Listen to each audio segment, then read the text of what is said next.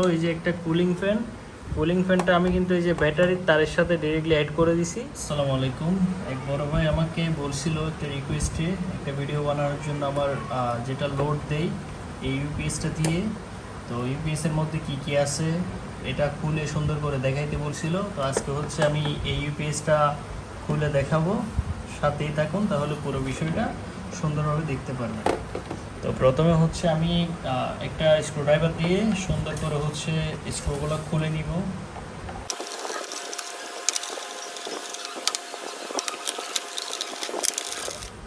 এই যে আপনাদেরকে খুলে দেখাই, এটা হচ্ছে একটা অ্যালুমিনিয়াম তামার একটা ট্রান্সফরমার, মোটামুটি অনেক হেভি।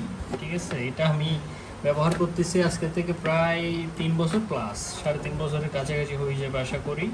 তো এটাতে একটা হচ্ছে ট্রান্সফরমার আছে, এর পরবর্তী সার্কিটটা যদি আপনাদেরকে একটু ভালোভাবে দেখায়, আমি মোবাইলটা একটু ধরি।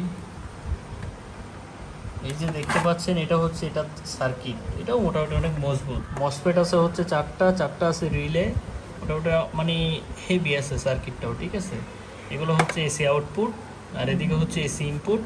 আর এটাতে আমি যেটা মডিফিকেশন করছি সেটা হলো এই যে একটা কুলিং ফ্যানটা আমি কিন্তু এই যে ব্যাটারির তারের সাথে ডাইরেক্টলি অ্যাড করে দিছি। আর এটা যেটা সুইচ আসছে, এই যে সুইচটা আমি হচ্ছে এটার সাথে অ্যাড করে দিছি। আর আমি হচ্ছে এখানে যেটা স্পিকার আছে এটা আমি তুলে ফেলছিলাম। এই হচ্ছে কি আসলে ইউপিএসটি, এটা দিয়ে আমি মূলত ওয়াইফাই অন রাউটার এবং হচ্ছে আমার বাড়ির যেটা ফ্যান লাইট এগুলো হচ্ছে এটার মাধ্যমে আমি লোড দিই। ঠিক আছে, ইনশাল্লাহ আগামীকালকে অথবা পরশু দিন আমি দুইটা ইউপিএস থেকে কোনটা কত ভোল্ট আউটপুট দেয় সেটা নিয়ে আমি ভিডিও দেওয়ার ট্রাই করব। আর যে ভাই ভিডিওটি দেখতে চেয়েছিলেন আশা করি বুঝতে পারছেন যে আমার এই ইউপিএসটা কেমন কি। এটা আসলে আমি অলওয়েজ বেঁধে রাখি, এগুলো তেমন একটা খুলি না, যার কারণে এত অপরিষ্কার, এত ময়লা জমে আছে আর কি ভিতরে। তো এই আর কি বিষয়। ভিডিওটি কেমন হলো অবশ্যই কমেন্ট করে জানাবেন।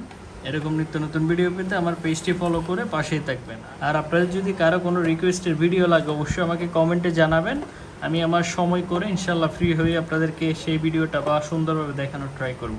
ধন্যবাদ। আসসালামু আলাইকুম।